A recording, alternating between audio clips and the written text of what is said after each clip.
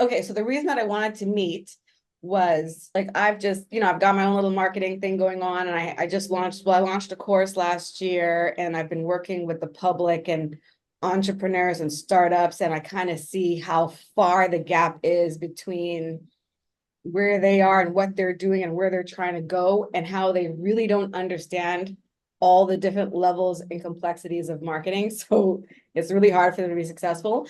And then there are these like marketing mavens. They're like funnel hack and click funnels, and they do all that stuff, but they don't have any of the real corporate or academic marketing background that we have. And so it didn't cause me to wonder what's the point of it, because I can see the difference. I can see the difference between the surface level marketing and when you not only have corporate experience, but when you actually have the academic and the fundamental understanding of marketing, because those guys are just doing tactics, and they don't really have any strategy or depth of understanding. And so now that I've been in the entrepreneurial world for a while, I don't miss corporate because I like my freedom, but I miss having other people that are on the same, like they just get marketing. Like, how you and I, or me, you and Angela, or me, you and Amanda, like we could just talk real strategy. Or I can't remember the girl who used to do email. She left Embanet Compass. She still does email. I can't remember her name now. I want to know what's happening in corporate marketing, because like these guys can literally say, hey, we'll grow your ROAS by 10% or your money back, because they don't have a legal department to go through. They can make videos and put them out in 10 minutes. They don't have to get a copywriter to look at it. Or so I wanted to know from you what's going on in corporate marketing. And I don't even know if from my experience, corporate marketers aren't even taking advantage of all of the different strategies they can, because for them it's just a job, right? It's like these entrepreneurs who make their own millions, they will execute every strategy to the nth degree, because every like half percentage increase in conversion is money directly into their pocket. Whereas just like what you were saying, you could work for corporate and no matter what you do, you're still getting the same paycheck and maybe a bonus. So I want to know from you. That's the real meeting. But I also wanted to tell you that you're one of the smartest marketing people I know. And you were one of the first people to talk about demand generation. And then I wanted to know from you, why are you so in love with marketing? How did you know about demand generation? And you're the one who was telling Eminent Compass, we need to put aside money for testing. We need to try things like Marketo, but there's always all this red tape and blame. You remember that? There's always this red tape and blame when it came to marketing. So those are all the things that I wanted to talk to you about. That's the whole long Jizzy, shabazz. it's always so nice to hear from you, Jizzy, and I'm so happy you're doing well and everything's great with you and you still have that amazing positive energy and light with you. So it's always awesome to hear from you. So sweet. Okay, let me tell you about what's going on in corporate marketing. So corporate marketing right now, the big buzzword right now around corporate marketing, or the big flashy thing right now, is before it used to be demand gen and then it became ABM, account-based That's marketing. right. I don't even understand quite what that is. I had to look it up, but we can talk about that later because So whatever. yeah, so Okay. here I'll tell you. So Okay. demand gen is basically like think of demand gen as like speed dating. You're basically casting a wide net and you're trying to get your brand out there and you're trying to create demand and capture it. So you're hoping people will learn about your brand, learn about what you're saying, get engaged. So you're creating the demand for what you do or what your brand is. And then eventually you're capturing that demand by getting them to fill out a lead form and becoming a lead because they like what you have to say and they want to talk to you, right? So Right. If I it's can almost pause like, for 1 sec, I just want to know, I yeah. want you to know that that was kind of the inspiration for the Soul System, the course that I created. It's SOLD, Strategic Organic Leads on Demand. Because what I was finding, even with Embanet Compass, are like the leads that we got that were the cheapest were the ones that we got from referrals, and the leads that were like $4,000 per acquisition were from paid ads. So I'm telling people they're focusing on bottom of the funnel strategies instead of top of the funnel, which is the demand generation. So that's where sold comes from, SOLD, strategic organic leads on demand. So I just wanted to let you know you are a part of that, you don't even know you're impacting me in marketing. And you're the one who also told me when I was like, well, I do marketing on my own. And you're like, yeah, apply.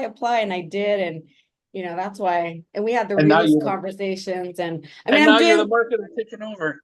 yeah, well, I'm doing, I'm a marketer, so I'm making myself look way better online than my financial pockets would tell you. But it's still good. I get enough business, and I don't have to work for anybody yet. But it's not all glamorous and glitz on either side, whether it's corporate or entrepreneurialism. Just so you know.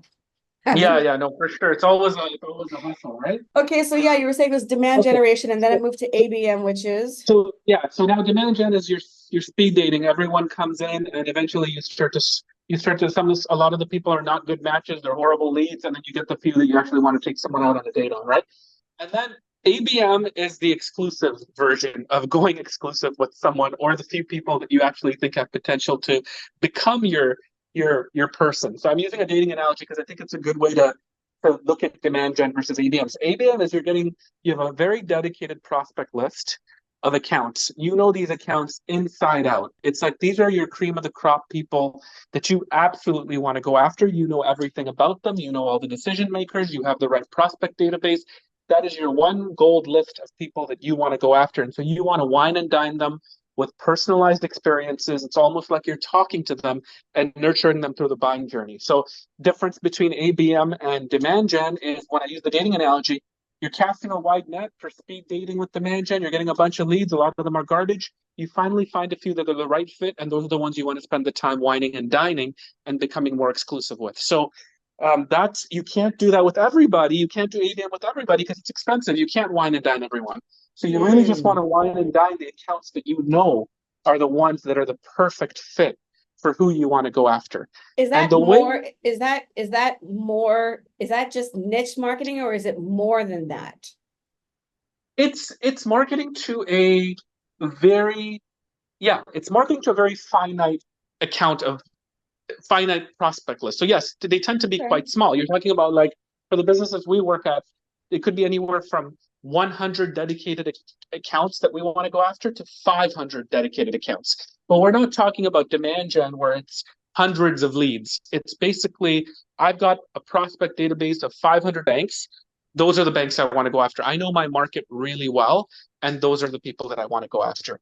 So the way ABM and demand gen work together is demand gen, when you cast that wide net, it tells you how your brand is resonating in the market because the type of leads that are coming in through that channel are telling you who's engaging with your brand, right? Mm-hmm. And so what ends up happening is when you start to get a bunch of leads, and let's say six of them are garbage and four of them are really good, what ends up happening is instead of looking at it at the lead level, you look at it and you go, hey, that's Giselle. She works at Mappdom. That's one Oh. of my target account companies. So now instead of targeting Giselle, I'm going to target everybody who works at Mappdom because it's on my target account list, and I'm going to wine and dine everybody at that account by being extremely personalized and going after the account versus the individual. So demand gen, you're looking at the lead. Account-based marketing, you're looking at the entire account. So that's how they work together, right? One is Okay. looking at it at the lead level, one's looking at an account level, but you need to use both. One is to see what's coming in. Once you like what's coming in, you pivot to dedicating more time on the accounts that you like, and you start Mm. penetrating everyone at that account level. So that's the ABM demand gen, kind of how they play off each other. Now what's happening is we've moved from demand gen to ABM to this idea of go to market. So Oh, everyone it's another in buzzword. corporate, Yep. yes, everyone right now in marketing struggles with not having a customer problem or a sales problem. It's a go to market problem because a lot of what they're trying to do has to do with product, customer care, sales, marketing, everyone that touches the customer.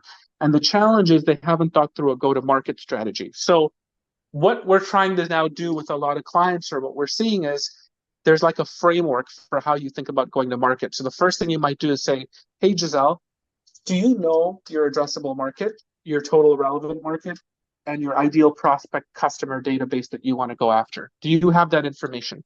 Do you know how many No. decisions are made for software in a given year and how many of those decisions you're seeing as a company today? So a lot of people will be like, hey, no, we don't know our market very well. So that's the first part. That's the first challenge of go to market. If you don't know your market, who are you going to market to? So you need to do a market assessment and understand who is in your total addressable market, who's in your total relevant market, who can you actually serve, and then do you have the information to actually go and serve those people in terms of your prospect database. So that's So the that's one deeper pillar. level stuff. People think they know their Yeah. market, but that's deeper level stuff. Yeah, so that's just one area of it, right? So that's like, okay, I need to know who I'm going after. Cool, that's one area. Now, what do I need to do next? Okay, so then you might look at, okay, let me see, now that I understand who I need to go after, how am I, what is my brand perception in the market? So what's my brand identity versus reality? So I may want to be Hmm. future forward and I may want to be innovative and I might want to be whatever, but from a brand reality standpoint, my customers actually see me as legacy. So there's a big disconnect Oh. between what I want to be, my brand identity, and how I'm actually being perceived, my brand reality. And the distinction between how you want to be perceived and how you're actually perceived is a gap that so many businesses struggle with. So then when you're talking about go to market, you're saying, hey, you don't know your market right now. So you have to figure out your market and your prospect database so you know who to go after. That's great. But what's the point of going after them if your brand right now has that horrible perception? So now we need to relaunch and bridge that gap between your identity Mm. and your reality. So that might be the second pillar of your go to market strategy. Then the third pillar might be, okay, now you know who you want to go after. Now you know how you want to represent yourself. So you have a story that you want to tell to these people that you're proud of, right? But now, how are you going to tell that story? Is it going to be demand gen? Are you going to cast a wide net? Or are you going to do ABM? You know exactly who to go after, and you're going to tell a very dedicated, personalized story to these 500 accounts that you know inside out.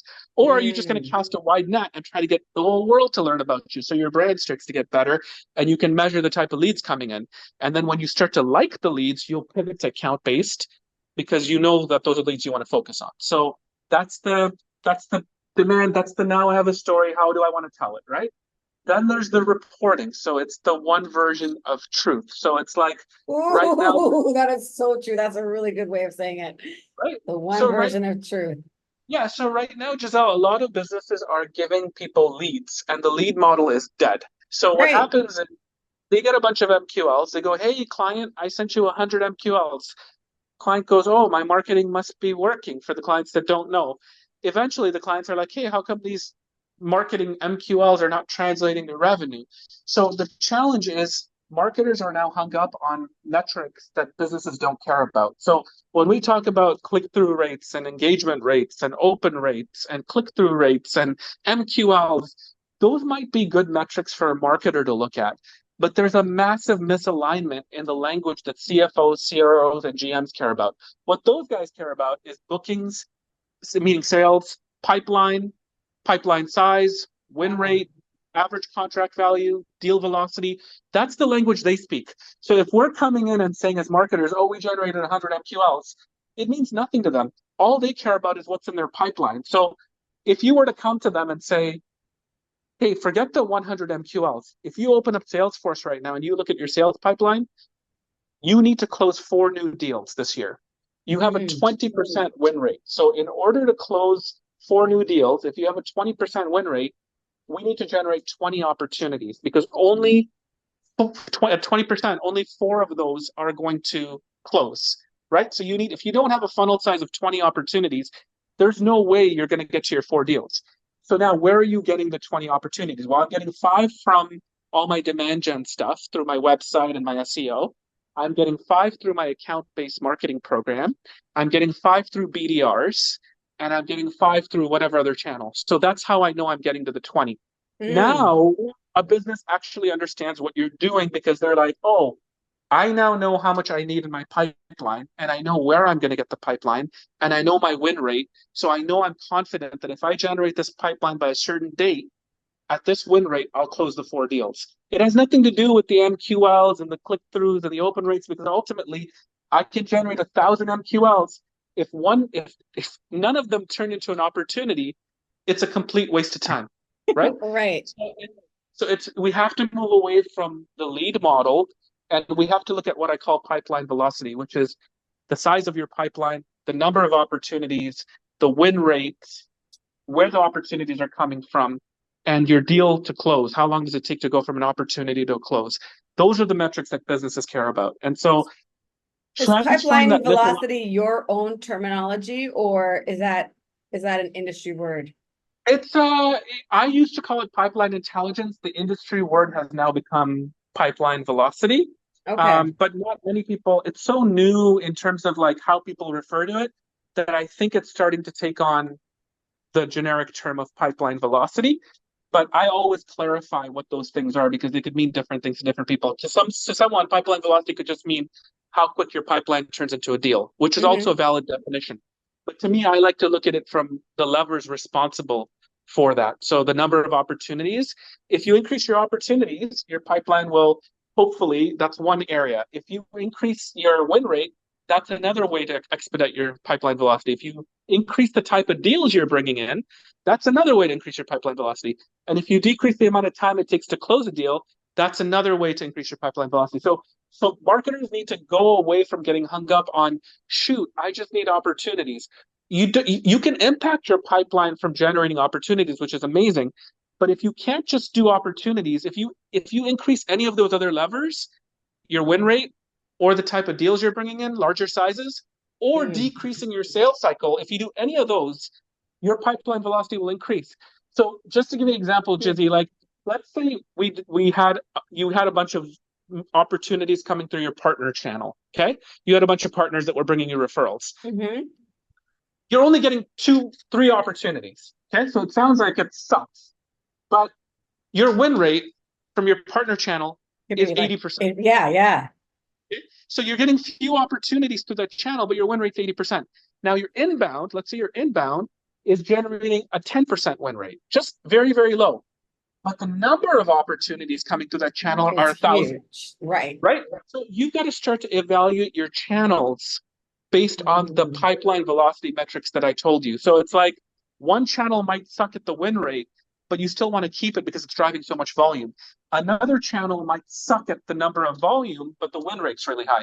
A third channel might suck at bringing in many opportunities, but the size of the opportunities it's bringing in are bigger than you've ever seen because they're enterprise, they're not mid market. So you start to evaluate your channel based on looking at these metrics, and they start to tell you how these channels are performing. And again, that's the insight that your CFOs and CROs care about. So when you start doing leads and click throughs and open rates, that's when they want to shut the door, right? So I'm rambling a lot. Does this make sense? No, no, it's awesome. But I'm just like, my heart is so full because I'm like, oh my gosh, this is what it's like to talk to like a strategic marketer or somebody in corporate because startup people don't know about these things. Half of these terms would be lost on them. So I have a couple of questions. One, so how many positions have you had since we left Embinet at Compass Pearson? And how has each role contributed to the level of knowledge that you have now? That's my first question. My second question would be, do you still have to fight? Like as a VP, you're obviously very knowledgeable. I want to know, are you like reading newsletter articles, or where are you getting this information? Are you part of the AMA? Where are you getting all this updated information? And because I know in marketing, you usually have to fight. There's fighting with sales, there's fighting with someone, there's fighting because we want money to do these things that we know will help generate revenue. So basically, how did you get to this point, and who do you have to fight with or prove to get what you want in marketing done to advance the overall corporate objectives? Does that make sense? Yeah. Yeah, totally. So it's always a struggle. Doesn't matter what your title is. What you have to do is convince general managers or CEOs, the CFO, and the CRO why it's a good idea for them to give you a certain level of investment, right? And what Right. that's going to mean. So the education that needs to happen there is I always start by speaking the same language. So I'll just go back and say to them, what do you want to close this year? And they'll say, oh, we want to close 3 net new deals. I'll say, okay, cool. How big are the deal sizes? 5 million bucks. Okay, cool. So you need to close $15 million worth of net new deals, right? And they're like, yep. I'm like, all right, how long are your sales cycles? And they'll be like, it's a year. So I'll be like, okay, so Whoa. basically, so I'm like, if your sales cycles are a year, do you roughly know what your win rate is? So if I brought you 5 opportunities, do you know what your chances of winning one are? And they'd say, yeah, 20%. So I'd be like, okay, cool. So if you need 3 deals that you need to close and you have a 20% win rate, how many opportunities do you think you need in your pipeline? And they'll be like, oh, so we need like 15 opportunities. And I'm like, yep. And I'm like, because your sales cycle is so long, when do you need those opportunities to be there? And they'll be like, oh, like a year before that. And I'll be like, okay, how many do you have in your funnel today? And they're like, two. And I'm like, okay, so you have a target of three. You have two in your funnel, and you just told me you needed 15 opportunities, and you needed it like a year ago. So is it fair to assume that right now you don't have the pipeline size that you need to close your deals? And you get them to ask the question, right? And they're like, yep. And you're like, okay, so how do we plan on getting this pipeline? So that's the first way I try to relate it to them. I try to work back off the targets that they care about Okay. and get them to get on the same page that they need to generate pipeline. And that's Once something they're that you've on learned board, over the last like 8 years that we yeah, haven't worked yeah. So together. Okay. yeah, so once I've established that they need to generate a certain size of pipeline, then I have their attention because they're like, oh, this is a guy that's actually data driven. He's not just kind of just going to drop, we should make this creative, we should make that creative, and they think marketing just does campaigns all day long. So I know. it's one of those things where now you start to tell them, okay, here's how we're going to generate it, and then you start to walk them through the different channels, and you talk to them about how much each channel can generate. And then you Mm. start to talk about their brand because everyone's going to relate to you about their brand because no one's ever happy with how their brand is represented because they feel like they can always tell the story better. Right. So then branding is another lever to be able to push. And on one way to get alignment is to take their competition and put them on a matrix and talk about how their brands look versus how your brand looks and help them understand what the gap in telling that story is. And then the third part is letting them know that 80% of the decision making process is already done by the buyer. So at the end of the day, they can have the best product, the best sales pitch. Their biggest competitor is their customer. And what I mean by that is their customer's access to information. So today it's a shift in thinking. When you think competitor, you think, oh, who's my biggest competitor? But if you really think about it, your biggest competitor is actually your customer's access to information because they self-select who they want to talk to. Yes. So you can have the best pitch, you can have the best product. If you can't get in front of them, you're never going to be able to make that sale. So at the end of the day, if you can't talk to them and if you can't see them, how the heck are you supposed to sell them?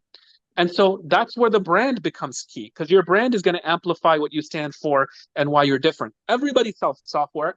Software does the same thing. You can't play the feature function race because say you have a cool feature, someone else is going to replicate it tomorrow, and then you're back on the same playing field. And now you're Yeah. telling Giselle to make a decision based on price, which is the worst position you ever want to be in. So your brand becomes extremely important. So that starts to resonate with them. And they're like, oh my gosh, yeah, we have to do something about our brand. So once you start to get those conversations going, then it's easier to start to build that case. So that's how I start. It's the misalignment from their growth targets and aligning on the language, figuring out how they feel that their business is being perceived in the market, and helping them understand that what they need to close those deals and why their brand is going to be an impediment if they don't start taking that seriously. And then that starts to get more conversations going. Now, where did I learn some of this stuff? So Like, how Infinite do you keep Compass was yourself up to date and current? Because I mean, I go to masterminds, but they're not for corporate. So like, what corporate conventions? Where are regular VPs? Like, what are you guys going to? Yeah, Jizzy, I honestly suck at keeping up with stuff. Like I don't read, I barely attend podcasts and all of that. Like I have a list of things that I want to do and I never do it. I'm just suck like that from an admin standpoint. So part of what I've tried to do in learning this stuff is the alignment of the language and all of that stuff. Because I'm interested in it, I It's do like natural I for will you. I love Infinite Compass for like doing data stuff, right? So I always want to look at like, hey, how many opportunities do they have in their pipeline? What's their win rate? That's what I'm How saying. quickly You're are these like opportunities? you're the biggest blessing to me, the biggest blessing. Like just working with you, and I'm listening to him like you're still so brilliant, and you're still so smart. And you know what I realized? What was a part of my problem was I was bringing all of this high level sophisticated marketing to a very unaware market, and I'm like, don't you guys understand the value of what I'm giving you? This is gold. But they didn't know. It's like right over their heads. So talking to you, I'm like, yeah, you get it. You know what I mean? So yeah, it's Yeah, just so brilliant. So yeah, and that's why I left Embanet, because once you left, so I want to know about, the different VP jobs you've had, but that was always our aspirations. And hey, we could do this person's job and we could do this, couldn't look, yeah, we totally could, and we are. Um, But I remember when you said, okay, I got this other gig, I'm like, well, fuck, I gotta leave too because I'm not doing analytics. Like I remember camp was so horrific for me, so necessary for businesses, like to have to answer and account for drops and stuff. I remember we would talk to the SEO team, we would talk to the Google's team, but yeah, anyway, I got off topic. But so after you left, where did you go? And just tell me about being a VP and what's it like in the corporate world. I Eminent, well, after I left Eminent, I became a director of marketing for a research firm. It was a horrible culture, but I Oh, just learned, well, all I learned there was how to build relationships with all the directors and sales. So like marketing was seen as like this horrible function that didn't do anything, and they hated sales and they were completely in different rooms. It was horrible. And I had to take everybody out to lunch one on one out of pocket just to say to the salesperson, why do you hate the marketing team so much? Like, what is it? And I was new, so I had that liberty. So yeah, and they were you like, yeah, you did that on your first job, right? With the football, there was a company you yeah, worked with. Yeah. So that's always been yeah. your So thing. yeah, so just doing discovery, right? Doing discovery and finding out what their problems are, and then what kind of leads they did want, and what kind of opportunities they did want to see, and then getting them to commit to the fact that I'm actually helping them get opportunities if they action the ones that I pass over. So that's what that job taught me, was just about creating relationships and alignment in the language. And Okay. then I went over to go after that. I went to London, you were in London. yeah, that was the London one. Oh, that was the That was London the London one. one. And then I did, and then I think I come right here. I went into, yeah, I might have come straight into this because I've been here 7 years now, right? Seven and a half. Oh, you have. Okay, so Yeah, what yeah, position seven did and a you half. get? And so yeah, like you sound like you're a leader and you're talking to the CFOs and the CROs. And I remember those sort of boardroom discussions. So tell me about what they hired you for, what things were like then, and then where you have brought them over the last 7 years. Yeah, so they hired me as a director of marketing, and then I moved my way up from that to the VP of marketing. And when I was a director of marketing, I was just responsible for one business, right? I was Okay. marketing for a company, but I'm part of a business that has multiple companies that get acquired, right? So the goal eventually was, let me do this really well for one business. And what they needed was generating pipeline, helping them close deals, having a data-driven model to show that it's working, helping enhance their brand, helping them see how to get more out of their existing customers. So again, Oh yeah. another miss by agencies, right? Everyone focuses on net new. If you look at a business and you say, hey, out of your existing customers, how much upsell opportunity is there? Have you Yeah. done a white space analysis to see who's got what and what you can sell into? Right there, a lot of businesses are like, no, we haven't done that. You're like, okay, well, why don't you do a white space analysis to figure out what products you currently sell into your existing customers and who's got what, and figure out the opportunity that there is to sell into them first? Because that's low hanging fruit, that's credibility Mm-hmm. with your customers, Mm-hmm. it's quicker close rates, all of that. And then they'll be like, oh, there is actually a lot of opportunity to sell here. And then you'll tell the account manager, well, you should come to me with a number that you can now commit to because you know your accounts, and tell me how much more share of vault that you can grow from these existing accounts. So my point of this is just, a lot of people focus on net new, but there's so much low hanging fruit that you can provide as a consulting fractional CMO to just come in and say, we're not just doing net new. We're going to look at your entire business. We're going to look at your brand. We're going to look at your market, your addressable market. We're going to look at how to talk to tell that story through your brand. We're going to figure out what's the medium to tell it through. Is it ABM? Is it demand gen? Is it both? We're going to put the reporting framework so you have one version of the truth and we're speaking the same language.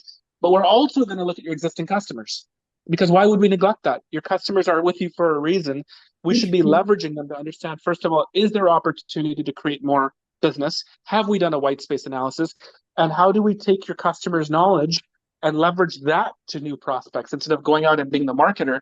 People like to hear from customers. When I always say to businesses, and I've stolen this from someone somewhere, I heard it, but it's, I like the thing. It was something about what's unique to you, what's important to your prospect, and what's defendable by your customer. That should be the methodology through thinking when you're thinking about your messaging framework. It's That what's last one unique. really resonated with my stomach. That last one is what is defendable by your customer. That is a different level. Well, the first two I'm okay, but oh wow. Yes, Okay, because then you can have your customers kind of tell your story for you in the market, that's a right? good And so you're not one. selling anything. You're using defendable stories to say what's unique and important to your prospect and unique to you. So, yeah, so I did that, Chizzy. And then once we saw value in that, basically what ended up happening was they said, hey, if you're doing this for a single business, why don't you do it at a portfolio level for multiple businesses? And that way you can be a consultant almost to all of these. So you're a Ooh, VP of marketing, but you're essentially a consultant to all these businesses. And you're able that's to now go and fun. see what works well. So one of the things that I wanted to answer for you was the other way that I get a lot of my knowledge is by working with agency partners. So because businesses Mm. can't afford to bring in 10 marketing people, Mm-hmm. what I try to do is put in a lean model. And that lean model is me designing the strategy, a marketer doing the operations in the business, and Mm-hmm. then you need someone for the execution. And so you can't find a PPC person, an SEO person, a paid social person. Like no one's going to be able to spend that kind of money. Not many businesses can afford that. So I try to bring on agency partners that I think are really good in those areas. Okay. Well, I don't get to, but I mean, I get to make the recommendations or whatever. And then basically, if the business believes in what I'm saying, then when that partner comes on board, I then you start to ask questions, right? So when your PPC person is doing these channels, you're looking to see what they're doing. When they're doing SEO, you're trying to understand what they're doing. So a lot of my knowledge also comes from just being a little dangerous enough to ask the questions for these very specialized firms that do this for multiple clients. And then that also gives me a little bit more knowledge around how they're thinking about stuff. That's brilliant. And that's why I like talking to people like you and other people that I will interview for my regular like podcast. I learn so much. Like, so when we do SEO, for example, I'll focus on it for 1 month and I have different experts, 4 experts in the month. And the different aspects or elements or perspectives that they're coming from SEO, and they're all each really good. I'm like, wow, I have a treasure trove of information talking to these specialists. Okay. And then so how happy are you? Do you like what you do? Yeah, because are you planning to stay there? Are you gonna leave or you sound so brilliant. They're very lucky to have you. I hope to work with I told you that years ago. I hope to work with you doing something sometime again because yeah, your brain is I've met a lot of marketers, but yeah, your show is sweet. So yeah, what's it like corporate life? What are some of the struggles or shitty parts? And would you go anywhere else? Like, what are other, do you talk to other VPs, SVPs? Do you talk to other marketing corporate people? And I know you have 5 minutes, so we're good. No, that's okay. Don't worry. I think, Jizzy, it's the most frustrating part of being in the role is you are a salesperson because at the end of the day, you're constantly trying to nurture a relationship into asking a business to invest in you and give you the money so you can go and put a program together for them. So lots of businesses are so underinvested in sales and marketing, and they don't have the education behind how to do it correctly, that a lot of the times, even though I know I can go in, if someone said to me, here's 10% of my net revenue, go take that, Imran, and make our pipeline good, and we'll get out of the way. That would Mm-hmm. be my dream. That would be my dream because I would have the funding that I needed to go and do whatever I needed. But part of the problem is if you try to go to them with your entire plan, that They get sticker shock, overwhelmed. that Yeah. sticker shock for them on the price, they'll shut you down. So what you have to do is in that framework that I told you about, the go-to-market strategy, you have to look at their budget and go, I can't do all 8 things. I can't do your addressable market, your brand, your demand gen, your ABM, your reporting, your expansion revenue, your customers. I can't do it all. So, based on the budget you've given me, this is what we're going to do in year one. We're going to First, refresh your yes. brand. We're going to get your SEO. We're going to get your PPC. We're going to start getting leads coming in. Year two, we're going to switch to account based because now we have a prospect database to go after because you could see the leads coming in. Now we'll get really personalized and we'll build the reporting in the dashboard. And year three, we'll start to really dive into more expansion opportunities. So you can do it. It's just, it's so annoying because you know that you can get them there in a year and a half, but you've Yeah. got to wait twice the amount of time because they're only willing to give you so much budget until they see proof of concept. So Results. and Exactly. when you have long sales cycles where it's like the year out, How are you going to you've do got a that? really big timeline, right? So I think that's the big challenge. I think if businesses just start, it's like you have a roadmap of exactly what needs to happen. It's just taking you so much longer to get there because you have to nurture people along to give you that allowance at each stage. So that's the most frustrating part about it. The most rewarding part about it is to see the look on people's faces when they realize marketing is not just some fluffy creative engine and it's data driven and it's Yes. strategic and it's helping them hit their numbers. That's the big win. And you get to see a lot of different practices that work in one business that you can leverage across another.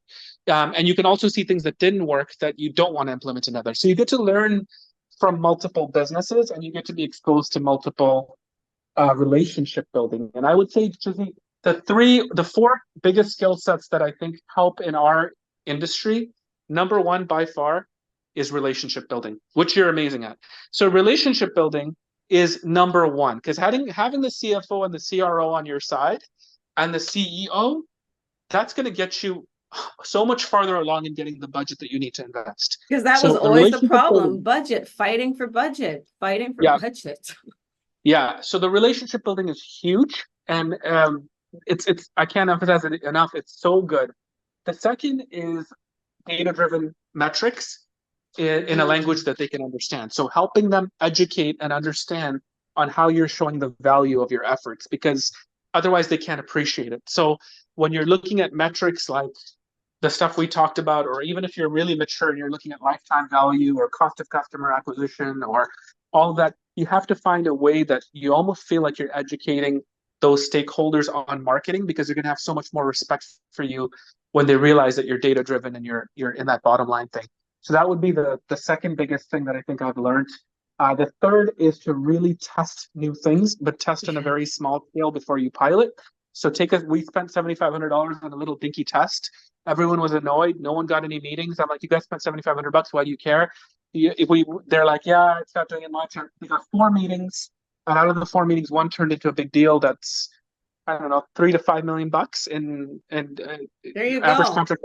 Yeah, So it's like that was you taught me $7,500 about that spend, too. You taught me about right? testing because you're always frustrated. Like, can we put aside $2,500 a month for testing? So that is a Yeah, part of my model now, and I got that from yeah, you. yeah. Thank you, Jizzy. And I think the last part is presenting and having strategy sessions and workshops where you're building individual relationships for that workshop with the product person one on one. And then you're building it Mm. with the customer service person one on one. And then you're building it with the salesperson one on one. And why am I saying one on one? I'm saying one on one because everyone wants someone to listen to them. And the product people are like, oh, sales doesn't listen, blah, blah, blah. Marketers just go market whatever they want. The salespeople are like, I need all this help. I'm not getting enough leads. No one's helping me. I'm doing it all by myself. So everyone's got something to complain about. So when you start talking about the individual groups one on one, you get so much insight on their pain. And this is the sales part of it. Mm. And you're able to relate to the pain and you're able to teach them something different about how to address the pain through the go to market strategy. And then when you bring them in a room together to do a workshop and you're selling them back on their pain, they're all nodding along because they're not going to argue with themselves. This is stuff that they've been waiting for someone to say. And then when you build an alignment around, hey, your product roadmap's not aligned with how we're marketing it, here's why. Your sales teams doesn't think they have good leads, here's why. The marketers don't feel like they have a bridge, here's why. You have a go-to-market challenge. All your teams are isolated. And these are the gaps that we see. And now everyone's nodding along because you've talked to them individually. You know what their agendas are. You know where they're trying to get to. And then when you start to build a plan, they're all on board because they're like, wow, someone's listening. And then it starts to create alignment between these three groups. And then it goes away from saying you have a sales problem or you have a marketing problem. It starts to make the business think about, oh my God, maybe our go-to-market approach is completely not thought out because we're operating on all these silos. So that's where it starts to become a little bit helpful on the relationship building side. This is why I've rambled companies so need people. much. No, you I've rambled. didn't. But you're just so smart, and any company that would hire you is just in good hands. I'm so proud of you being one of your SVP of marketing. How many people do you have on your team, and do you have everything out to agents? And anytime you need anything, like I love working with you. If you need whatever, just I would love working with you. You're so smart. But yeah, so how big is your team, and who executes all this stuff? Yeah, so Jizzy, when I was at my company that I told you about earlier, when I joined here, I had a team. I had a pretty big team. I had a team of 8 marketers and 3 BDRs. But when I Oh, okay. joined, but when I joined the portfolio, where you would think that I would have more people, I had a team of 2. So I was like, what the heck? So I immediately thought, great, I'm out of a job because what am I going to do here? Like, I can't, like, I have more companies and less people. But that's where I think the relationship building made sense. A lot of the businesses just wanted to invest, they just didn't want to make sure their money was going down the drain. So it was a lot of, if I'm not going to get headcount then the only way I'll get headcount is to convince the businesses to give me the money that they're not wasting in the right area. So what I did was discovery. I just spent the first month talking to every business, learning the pain, talking to the product person, the salesperson, everything we just talked about. And then I went back and said, this is why you're struggling. Does that make sense? And they'd be like, yep. I'd be like, okay, listen, this is where you're inefficient with your spending today. You're spending them on all these trade shows. There's no ROI. Why don't you give me that money? Let me allocate it for you. And so when they said, yes, we're willing to give you that money, that was the win. So now I couldn't hire a team of 8, right? Because I'm at a centralized level. So what I ended up doing was I got creative and I said, since I can't hire 8 people, I'll pick an agency partner that for the price of 2 headcounts, I can get access to an SEO, a PPC specialist, a paid social, an organic, an ABM specialist, a reporting person, a content writer. I can get that all. So now my model has shifted from being a team of 10 to being me doing the strategy, an operations person doing the day-to-day management, and then And an then agency doing the agency. execution. Yeah. Nice. And so that's what it shifted to One now. agency doing the SEO, the PPC, the graphics, one agency doing it all. Yes, I try to find That's good. now, Jesse, that's you know what? There are different agencies that are specifically good at different things. Like there's some agencies that are only good at ABM, some Mhm. that are only good at demand gen. So it's hard when people tell you they can do it all, chances are they're probably not very good at all of it. So I like to find agencies that are very good in that niche area. Like what area are they really good at?